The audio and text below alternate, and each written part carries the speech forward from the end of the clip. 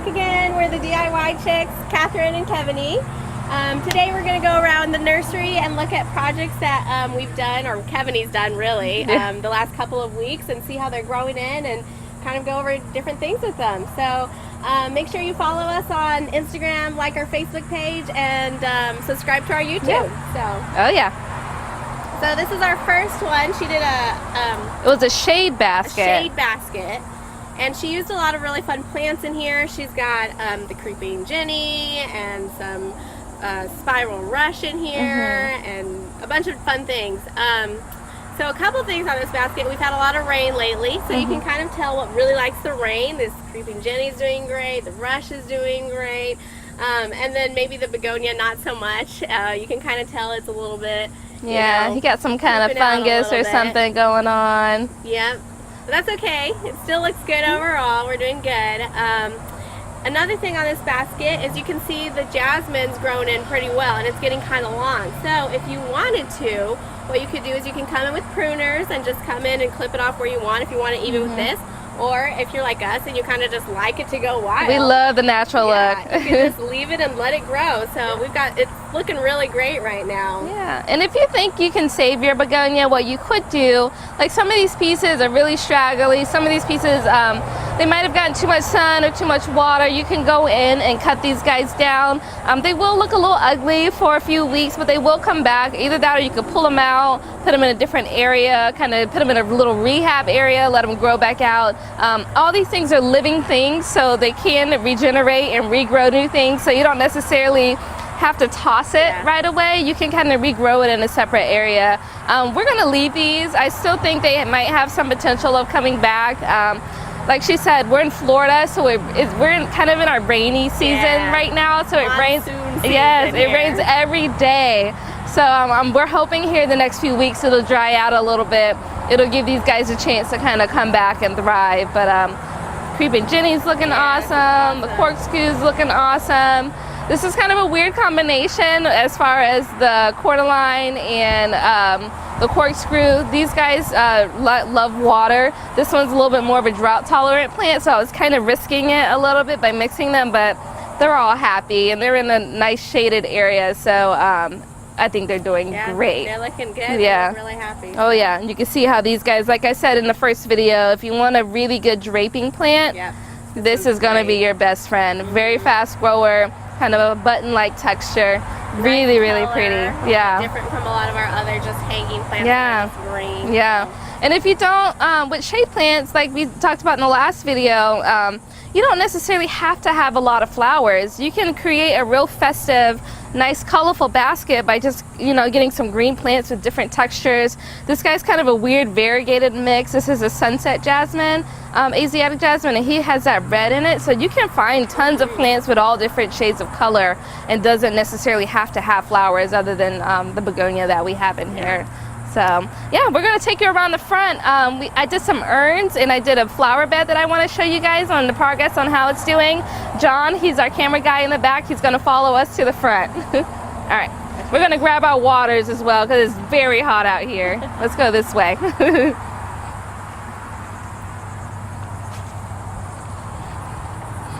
And just ignore the road. That pot that we did, it was right in the front of our building.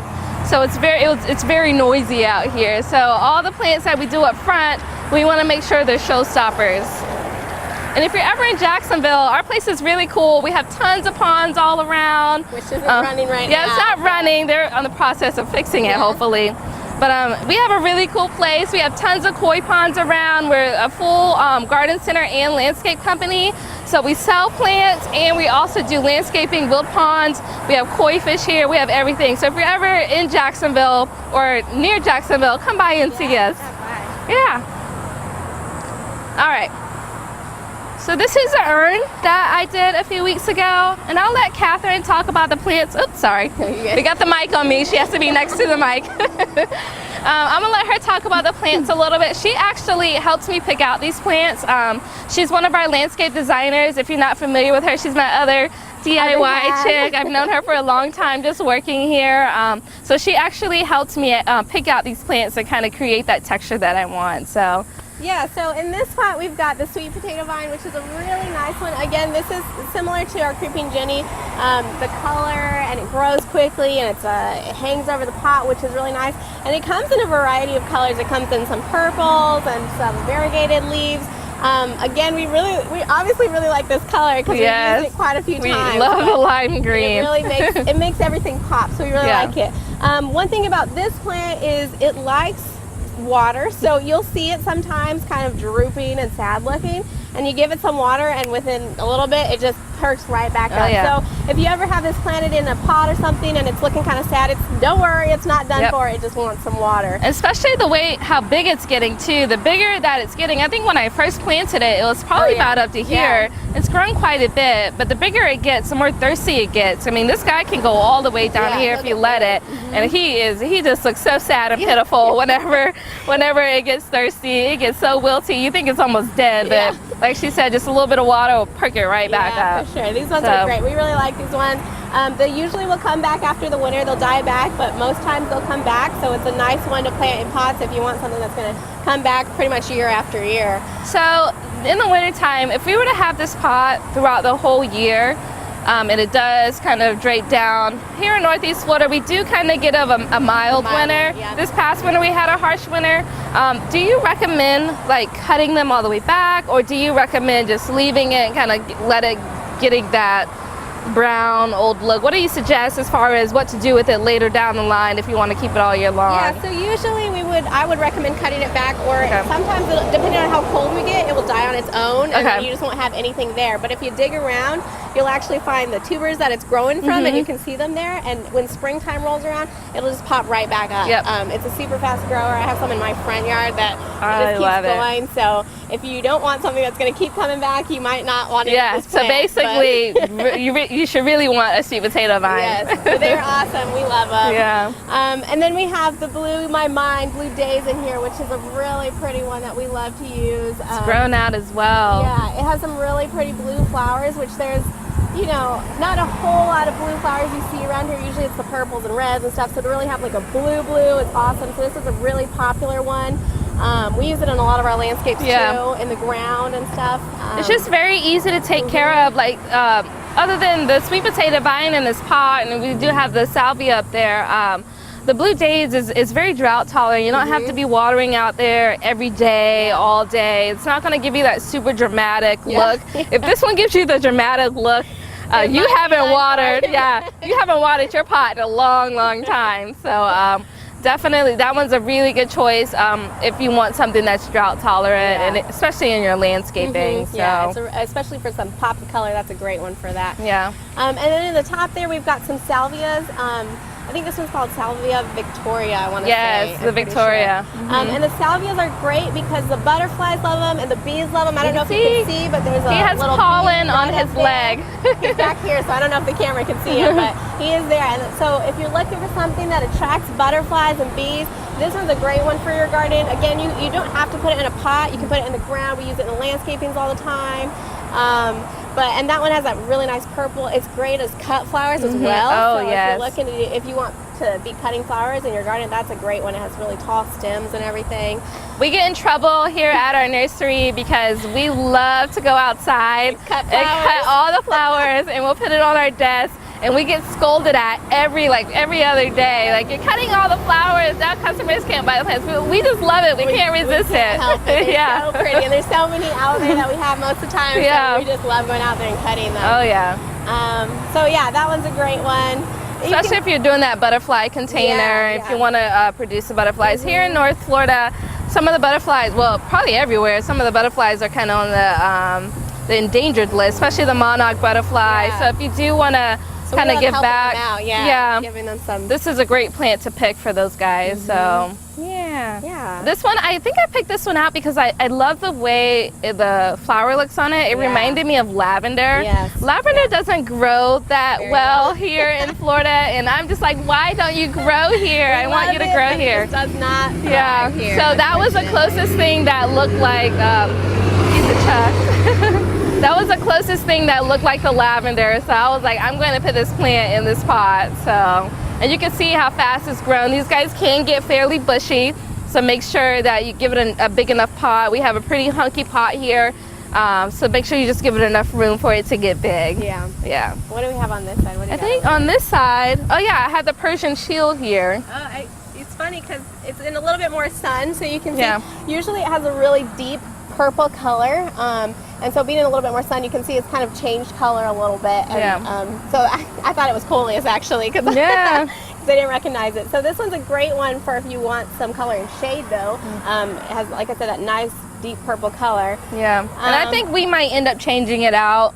I thought it was going to get a little bit more shade then, because we have some trees under here that are candy peas, but it's just not doing well right here. So we'll probably end up switching that guy out and kind of putting them in like a more shady spot. And this what happens, they'll get bleached if you get a shade plant and put it in the sun. The leaves will get bleached, which meaning they'll turn like a white color. So if you do have some plants and they are growing in the shade and you notice these kind of things, like how these leaves look, it's too much sun. They'll get crispy as well. The leaves will get really crispy too. So, but he's growing. He's just discolored. He looks like he's all right. He's just a little discolored from his normal color. So it's all right. But the pot's looking great. It's grown in quite a bit since Kevanie planted it. And I think every time I drive by here, I look at these pots from the road. So I picked the lime green only because I wanted, it's a showstopper plant. It's bright. I wanted people to notice our entrance. So I definitely think it makes a statement. And these guys are growing very well. Very well. All right. All right, I'm going to show you guys the last, the front beds will be the last thing that I planted recently. We'll walk up there and we'll show you what we got. So this is going into the entrance of our nursery. We've got these nice little front beds that Kevanie is great at keeping up with and replanting and stuff. And so she's going to explain what she's got in there right now. So as you know, in these front beds, we had some existing Cuphea. I'm going to come on this side so Kat's next to me. We had some existing Cuphea, and you can see, is this the cigar variety, correct? So you can see how big it's gotten. When I planted it, I actually cut it back. This whole side and the front was gone, and it's kind of just regrown. Like we said in our past videos, we love the natural look. We don't like to make a plant look manicured. We want it to be in its natural state. We just think it looks better like that. So we just kind of letting it grow. We have more blue Daze down here that's kind of grown out. He's kind of going off to the side, which is exactly what I want him to do. He's not getting as much sun as he should be, only because his Cuphea is so big. It's going crazy. Yeah, I think he's kind of created a shaded area for the blue Daze. So if you guys do have flowering plants that are supposed to be in the full sun, they're not going to flower as much. So definitely make sure you give it a nice sunny spot, because that sun is what's going to produce the flowers on some of these sun plants. We have the Pentas up front, which are really nice. They've kind of grown in well. I really want them to spread a little bit more around the side. We have another butterfly plant. The Penta is a butterfly plant, and so is this yellow Lantana. And he's kind of gone crazy. He's kind of spread out along the side, which is exactly what we wanted. And then toward the back here, we have the Hostas. We had an existing Hosta in the front, and then towards the back, they're still kind of tiny. These guys are kind of not a really fast grower. And we got the two here in the front. You can see they just got done flowering. If you have those stems and you don't like the way they look, you can always go in and trim them. If you don't, they'll kind of get this sticky look that this guy has, and he'll kind of just break off. You can go in and break it off, or you could just wait for it to fall off. And then we have the same in the other bed as well. And one other thing about the Cuphea I wanted to mention, this one's great also for the hummingbirds. Anything with this long kind of flower they usually like, because they can stick their beaks right into it.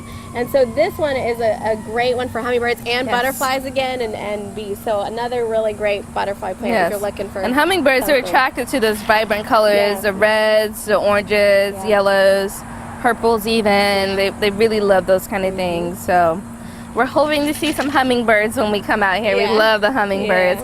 And let me show you the other bed. I want to give you kind of a full look on how the Lantana looks as far as the flower on it. The one in this other bed, he's kind of grown out a little bit more. Move this pot. And you can see how clustery the flowers are on it. It's very, very pretty. Butterflies love that, and the hummingbirds as well. And the bees. Can't forget about the bees. Don't forget the bees. Yeah. So there you have it, guys.